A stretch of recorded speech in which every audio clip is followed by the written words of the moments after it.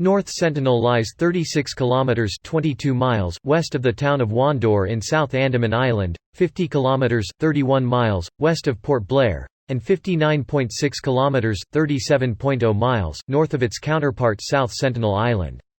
It has an area of about 59.67 square kilometers (23.04 square miles) and a roughly square outline. North Sentinel is surrounded by coral reefs and lacks natural harbors. The entire island, other than the shore, is forested. There is a narrow, white sand beach encircling the island, behind which the ground rises 20 meters (66 feet), and then gradually to between 46 meters (150 feet) and 122 meters (400 feet) near the center. Reefs extend around the island to between 0.93 and 1.5 kilometers (0.5 to 0.8 nmi) from the shore. A forested islet, Constance Island, also Constance Islet, is located about 600 meters (2,000 feet) off the southeast coastline, at the edge of the reef. The 2004 Indian Ocean earthquake tilted the tectonic plate under the island, lifting it by 1 to 2 meters (3 to 7 feet). Large tracts of the surrounding coral reefs were exposed and became permanently dry land or shallow lagoons, extending all the island's boundaries, by as much as 1 kilometre (3,300 feet), on the west and south sides, and uniting Constance Islet with the main island. The Anj, one of the other indigenous peoples of the Andamans, were aware of North Sentinel Island's existence. Their traditional name for the island is Chia da Kwakwiye. They also have strong cultural similarities with what little has been remotely observed amongst the Sentinelese. However, Anjas brought to North Sentinel Island by the British during the 19th century could not understand the Sentinelese language, so a significant period of separation is likely. British surveyor John Ritchie observed a multitude of lights from an East India Company hydrographic survey vessel, the Diligent, as it passed by the island in 1771. Homfray, an administrator, travelled to the island in March 1867. Towards the end of the same year's summer monsoon season, Nineveh, an Indian merchant ship, was wrecked on a reef near the island. The 106 surviving passengers and crewmen landed on the beach in the ship's boat and fended off attacks by the Sentinelese. They were eventually found by a Royal Navy rescue party. An expedition led by Maurice Vidal Portman, a government administrator who hoped to research the natives and their customs, landed on North Sentinel Island in January 1880. The group found a network of pathways and several small, abandoned villages. After several days, 6 Sentinelese, an elderly couple and 4 children, were captured and taken to Port Blair. The colonial officer in charge of the operation wrote that the entire group sickened rapidly, and the old man and his wife died, so the 4 children were sent back to their home with quantities of presents. A second landing was made by Portman on 27 August 1883 after the eruption of Krakatoa was mistaken for gunfire and interpreted as the distress signal of a ship. A search party landed on the island and left gifts before returning to Port Blair. Portman visited the island several more times between January 1885 and January 1887.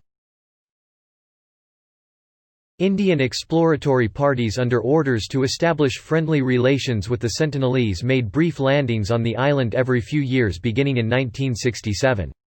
In 1975 Leopold III of Belgium, on a tour of the Andamans, was taken by local dignitaries for an overnight cruise to the waters off North Sentinel Island. The cargo ship MV Roosley ran aground on coastal reefs in mid-1977, and the MV Primrose did so in August 1981. The Sentinelese are known to have scavenged both wrecks for iron. Settlers from Port Blair also visited the sites to recover the cargo. In 1991, salvage operators were authorized to dismantle the ships.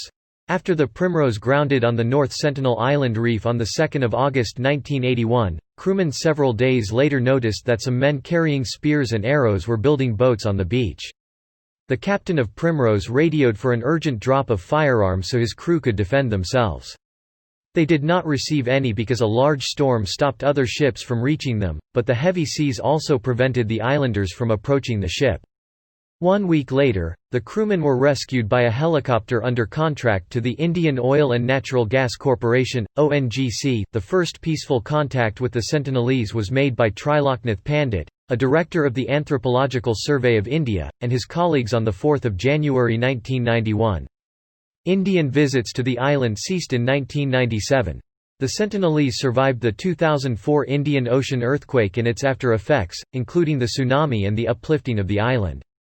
3 days after the earthquake, an Indian government helicopter observed several islanders, who shot arrows and threw spears and stones at the helicopter. Although the tsunami disturbed the tribal fishing grounds, the Sentinelese appear to have adapted. In January 2006, 2 fishermen fishing illegally in prohibited waters were killed by the Sentinelese when their boat drifted too close to the island. There were no prosecutions. In November 2018, Allen Chau, a 26-year-old U.S. missionary trained and sent by Missouri-based All Nations, was killed during an illegal trip to the restricted island, planning to preach Christianity to the Sentinelese. 7 individuals were taken into custody by Indian police on suspicion of helping Chau's illegal access to the island. Entering a radius of 5 nautical miles (9.3 kilometers) around the island is illegal under Indian law. Fishermen told police that they had seen the tribespeople dragging Chau's body around, but the authorities had not been able to independently verify his death as of 25 November 2018. The case is being treated as a murder, but there has been no suggestion that the tribesmen would be charged. Chau's journal indicated he was aware of the risks he faced, having been shot at by an islander with a bow and arrow on a previous attempted visit, and of the illegality of his visits to the island. In a final note to his family sent via the fisherman, Chau wrote, "You guys might think I'm crazy in all this, but I think it's worthwhile to declare Jesus to these people. Please do not be angry at them or at God if I get killed."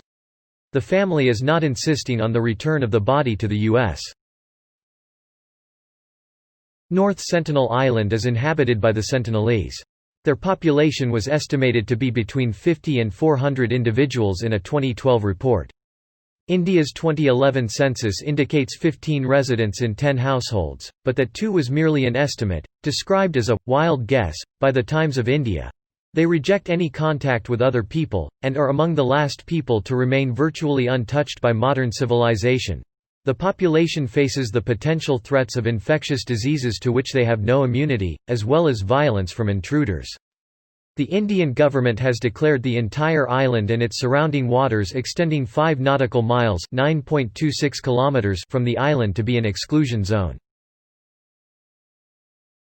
The Andaman and Nicobar Protection of Aboriginal Tribes Regulation, 1956 provides protection to the Sentinelese and other native tribes in the region. The Andaman and Nicobar administration stated in 2005 that they have no intention to interfere with the lifestyle or habitat of the Sentinelese and are not interested in pursuing any further contact with them or governing the island. Although North Sentinel Island is not legally an autonomous administrative division of India, scholars have referred to it and its people as effectively autonomous, or independent.